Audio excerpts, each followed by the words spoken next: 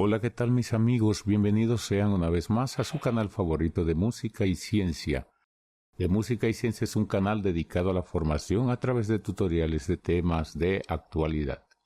Les recordamos que nuestro contenido es apto para todo público y en esta ocasión queremos compartir con todos nuestros suscriptores y público en general la tercera lección del curso básico de piano para principiante.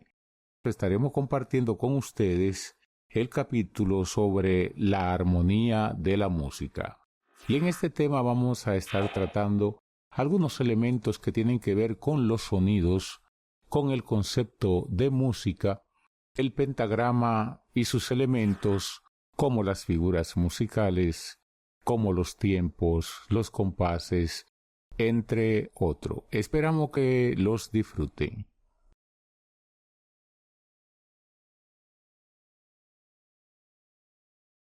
Cuando hablamos del sonido musical, tenemos que hacer una diferencia entre lo que es un sonido musical y lo que es un ruido, para poder entender qué es la música. Entonces diríamos, con relación a lo que son los sonidos musicales, no son más que los sonidos que emiten los instrumentos musicales. Lo que vibra puede ser el aire de un instrumento de viento, una cuerda o una membrana en algunas percusiones. De todo modo, estos tienen una forma de onda que regularmente es sinusoidal o senoide, como se le llama. Aquí no hay cambio brusco, sino que tenemos una función armónica que describe lo que está sucediendo a través de la emisión del sonido mediante estos instrumentos. El otro concepto importante que queremos definir es el ruido. Y cuando hablamos de ruido, todos los sonidos que nunca tienen armonía. Por ejemplo, el motor de cualquier vehículo que nos molesta en los oídos, eso es ruido. ¿Cuál es la diferencia entonces entre el sonido y el ruido? El sonido musical describe una función armónica, mientras que en el ruido la forma de onda es mucho más despareja y con más pico que la de los sonidos musicales, como podemos notar en estos gráficos. Por ejemplo, aquí tenemos el gráfico de ruido. Como ustedes pueden ver, está llena de picos que no tienen una armonía, es decir, pueden aparecer una cantidad de pico en un periodo más que en otro. Entonces, en el caso de los sonidos musicales, ustedes ven que las longitudes de onda son bien definidas. Básicamente, ustedes pueden ver la frecuencia que tenemos de sonido y según la longitud de onda que describen, dependiendo qué tan grave o qué tan agudo sean ellos. En el caso de esta primera gráfica, nosotros podemos ver que tenemos que la frecuencia es de 110 Hz. Y fíjense, el periodo que describe, podemos ver la longitud de la onda, desde acá hasta acá, que están bastante separadas. Eso significa que estamos en un entorno grave. Cuando vemos que la longitud de onda, en este caso, se va haciendo más estrecha o lo que es lo mismo, la longitud de onda va adquiriendo mayores valores, entonces se van haciendo mucho más altos los valores, los picos, digamos así, pero mucho más compacto. Aquí podemos ver los valores de esta de 440 Hz con relación a las anteriores, cada vez se repite mucho más rápido. Podemos mirar esta que es de 880 Hz, qué tan pequeñas son esas longitudes. Entonces, a medida que se van acercando las notas agudas, entonces las ondas se van juntando más. Aquí tenemos, por ejemplo, este es lo típico, como decíamos, una forma de onda armónica, una ecuación armónica del sonido que es típico de los instrumentos bien afinados y bien tocados. Entonces aquí tenemos diferentes longitudes de onda de lo que sería el ruido. En este sentido, que el ruido se compone de ondas desordenadas. Es muy parecido a lo que es un cardiograma, que los sonidos no tienen la misma longitud de onda ni tienen la misma frecuencia. Entonces, cuando los sonidos son agudos, repetimos, las longitudes de onda ustedes pueden ver son mucho más altas y se repiten con una frecuencia mayor. En el caso cuando los sonidos son graves, se pueden distinguir y ver la distancia que tienen para diferenciar uno del otro. Aquí tenemos varios instrumentos que hemos sacado para ver más o menos que el tipo de longitud o de forma que ellos describen. Este es el llamado 440 o afinación perfecta. Ustedes pueden ver qué tan definido es el sonido cuando nosotros usamos este instrumento. Luego la flauta, como ustedes pueden ver, tiene también algunos cambios que la flauta regularmente describe un sonido muy agudo y esto hace que se vean estas repeticiones. Fíjense cuál es la gráfica que describe. La voz también puede tener algunos cambios que no están en el ruido, pero son frecuencias que pueden ser agudas o graves, pero cuando hay graves son muy graves, cuando hay agudas son muy agudas. Entonces el violino o el violonchelo también podemos mencionarlo en ese grupo, tiene un parecido casi igual a la de la voz, pero con pequeñas diferencias. Como todo, el sonido se puede propagar a través de diferentes medios y se puede propagar a través de sólidos, de líquidos y gaseosos, de toda la materia. Solamente el sonido no se propaga en el vacío. Entonces, ¿qué queremos decir con ello? Que yo tengo un cuerpo sólido y yo martillo ese cuerpo sólido, el sonido se va a transmitir de manera rápida porque las moléculas en ese material están muy unidas, entonces se transmiten por el principio de acción y reacción, se transmiten automáticamente el sonido a uno al otro. Lo mismo pudiésemos decir en el caso del metal. En el caso del aire, los medios gaseosos, como el aire se caracteriza por la presión, ustedes saben, cuanto mayor sea el número de moléculas de un gas en menos espacio, mayor será la presión. Está comprimido, está con una energía potencial. Un gas con mucha presión es como un autobús lleno de muchas personas que apenas se puede mover y parece que están metidos a presión. En un sonido hay unos altibajos en la presión del aire. Entonces hay cambios así, de arriba hacia abajo. ¿Cuál es la velocidad de la propagación del sonido? Bueno, en varios medios tenemos diferentes velocidades, pero algo interesante que tenemos que decir es que en los sólidos la velocidad del sonido es mucho mayor, es alrededor de 5 veces mayor que en los líquidos, y en los líquidos muy cerca de 5 veces mayor que en los gases. En lo sólido, tomando una media, la propagación del sonido es alrededor de 6.400 metros por segundo de velocidad. En los líquidos, 1.600 metros por segundo. En los gases, 340 metros por segundo. La velocidad de propagación, vuelvo y repito, es mayor en los sólidos que en los líquidos y a su vez en los líquidos es mayor que en los gases.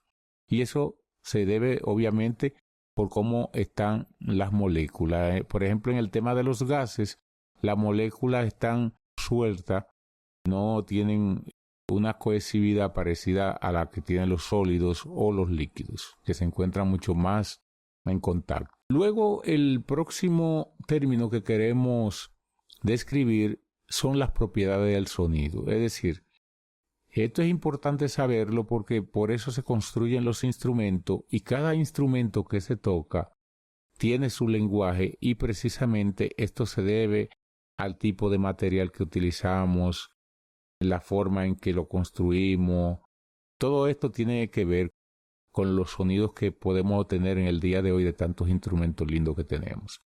Entonces, ¿cuáles son las propiedades del sonido? Dentro de las propiedades del sonido tenemos la altura, que no es más que la afinación del sonido. Por ejemplo, si es agudo, o es medio, o es grave, nosotros podemos saberlo. Entonces, la altura me dice a mí si es alto, si es medio o si es grave. Cuando se dice que un sonido es alto o bajo, lo que estamos diciendo es que está desafinado hacia los agudos o está desafinado hacia los graves, respectivamente con respecto a otro sonido o instrumento. La duración, que tiene una propiedad que tiene el sonido, es el tiempo durante el cual se mantiene dicho sonido. Los únicos instrumentos acústicos que pueden mantener los sonidos al tiempo que quieran son las cuerdas con arco como es el violín, por ejemplo, porque no necesita respirar ni volver a tocar la cuerda. Los instrumentos de viento, por ejemplo, dependen de la capacidad pulmonar y los de percusión de los golpes y la intensidad de esos golpes. En el caso de instrumentos de cuerda como la guitarra, al igual que el piano, necesitan de un martillo que lo golpee y solo se escucha el sonido hasta que la cuerda deje de vibrar.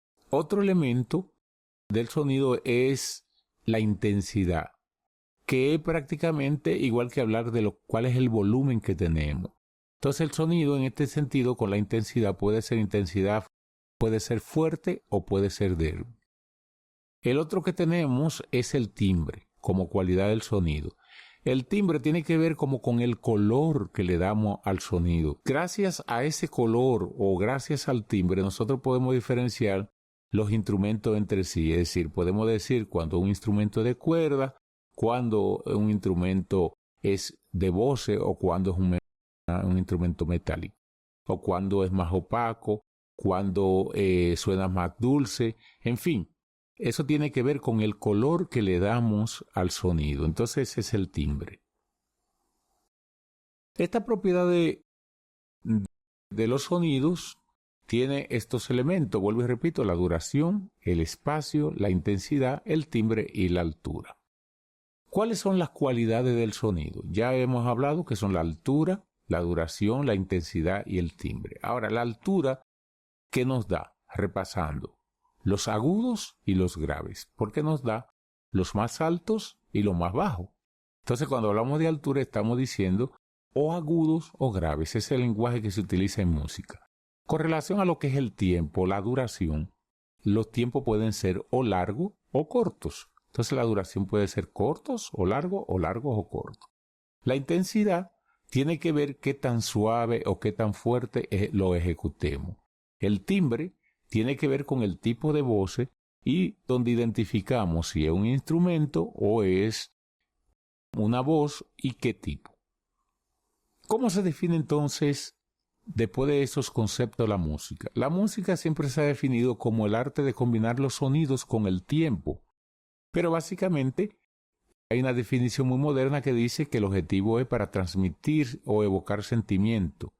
Como arte, ustedes saben que el arte se perfecciona y regularmente se pule. Hay diferentes tipos de composiciones que van a ir conforme a la cultura. Hay en cultura donde los sonidos son muy fuertes, otros son muy débiles, otros se enfocan en la melodía, otros se enfocan mucho en el ritmo y así.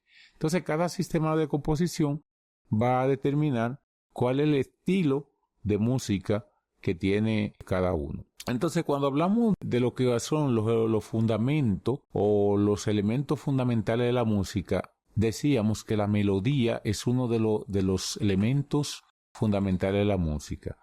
Y no es más que las que cantamos, tarareamos cuando, por ejemplo, nos gusta un tema. Usted escucha una canción y usted dice, esa canción es de fulanito de tal y trata de tal cosa.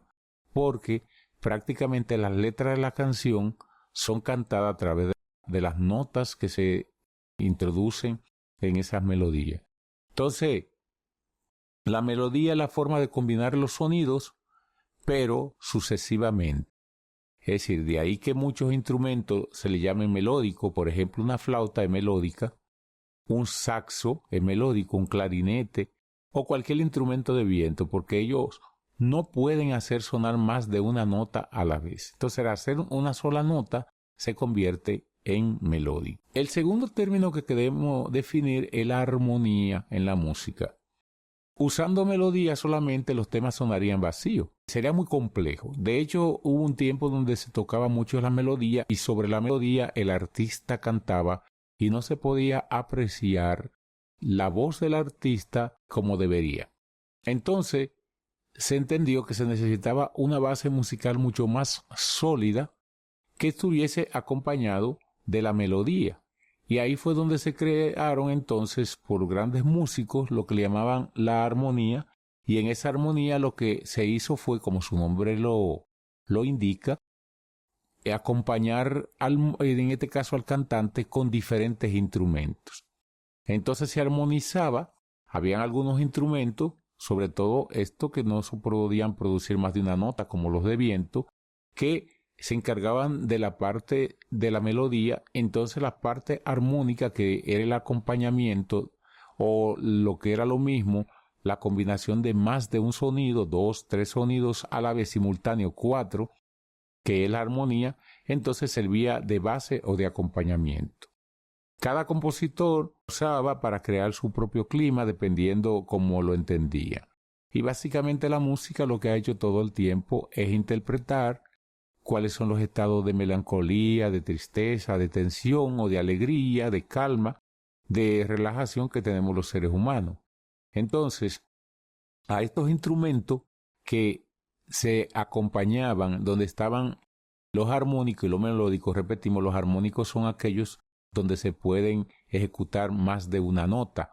En el caso de los melódicos son los que van ejecutando sucesivamente una nota. Entonces los instrumentos llamados armónicos, por ejemplo como el piano, la guitarra, son los que regularmente se utilizan para acompañar. Entonces los demás, como los de viento, incluso los de percusión, simplemente sirven como para dar ese color que necesita la canción. Pero básicamente cuando se habla de acompañamiento siempre se piensa en instrumentos como de cuerda, en este caso la guitarra y el piano básicamente. ¿Por qué? Porque hay otros instrumentos de cuerda, digamos el arpa también, que se usó durante muchos años. En los años antiguos, tiempos romanos, se utilizaba mucho el arpa. Pero, por ejemplo, pudiésemos mencionar uno de cuerda que no es armónico sino melódico, que es, por ejemplo, el bajo.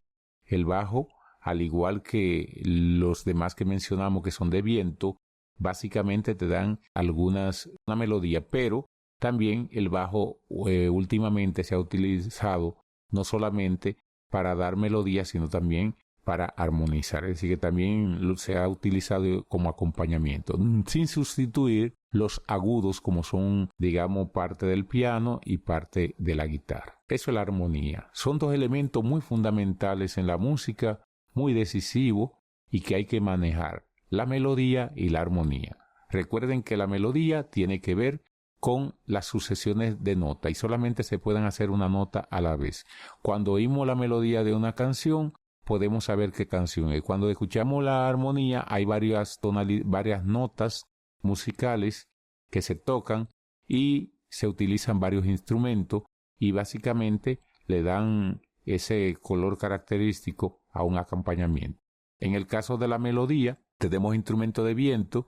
En el caso de la armonía, tenemos instrumentos de acompañamiento como lo es la guitarra o el piano. Pudiésemos mencionar el arpa también y quizás otros instrumentos similares. Por ejemplo, el órgano, que es un instrumento también de tecla, parecido al piano, pudiésemos mencionarlo dentro de ello. Queremos decir que están los pianos llamados de cola, que se utilizaban mucho, se siguen utilizando en la música clásica sobre todo, pero en la música moderna se utilizan mucho los llamados keyboard o teclados, que se utilizan, son electrónicos, pueden tocar o simular varios instrumentos a la vez. Luego tenemos lo que le llaman el ritmo. Y esta parte yo quiero que le pongan mucha atención, porque uno de los grandes problemas que se tienen tanto en los cantantes o los artistas, como se les suele llamar, como algunos músicos, es que no mantienen el ritmo. Y eso hace que pierda el color y la métrica, la matemática que tiene la música. Es decir, que cuando nosotros estamos escuchando la música, ustedes pueden hasta con las manos o sienten como la naturaleza de mover las manos cada cierto tiempo. Pues eso es el ritmo. O puede fijarse, por ejemplo, en una batería, que es un instrumento rítmico, o como le decía, es el bajo que le da una pulsación cada X tiempo. Entonces básicamente son los instrumentos que usted agarra característicos para poder ejecutar el ritmo. Entonces son como golpes que vamos dando sobre cierto espacio en la unidad de tiempo. Entonces básicamente en una pieza musical se suelen dividir por tiempos iguales para mantener, como le digo, una métrica. El ritmo también se le llama el pulso o tiempo. también se le llaman intervalos y regularmente, como le digo, suelen ser constantes. No obstante, hay ritmos que son muy rápidos, por ejemplo, como el rock and roll, en el merengue, a veces algunos tipos de salsa. Hay algunos que son lentos, como por ejemplo las baladas, el bolero, entre otros. Ya haciendo un resumen de lo que son los elementos de la música, por ejemplo, pudiésemos decir que el ritmo se presenta en la música mediante figuras. Es decir, para usted simular qué es el ritmo, hay figuras que están compuestas por silencio, ligadura, puntillos, compases, entre otros. La melodía se representa básicamente con notas, claves, intervalos, escalas, alteraciones. Y la armonía, en cambio, son intervalos armónicos o acorde. Luego, esos tres elementos, melodía, armonía y ritmo, se escriben con unos símbolos característicos en lo que le llaman el pentagrama, que es donde se escribe el lenguaje musical. Otros elementos de lo que son los elementos de la música son la textura, que prácticamente se forma con la combinación de voces y melodías. Hay otra que se llama forma, que se realiza con frases y motivos musicales y con repeticiones. Hay unos signos que son exclusivos para representar la forma. Y por último, hay otras que son de expresión o de movimiento. Y se representan con tiempo, dinámica, carácter.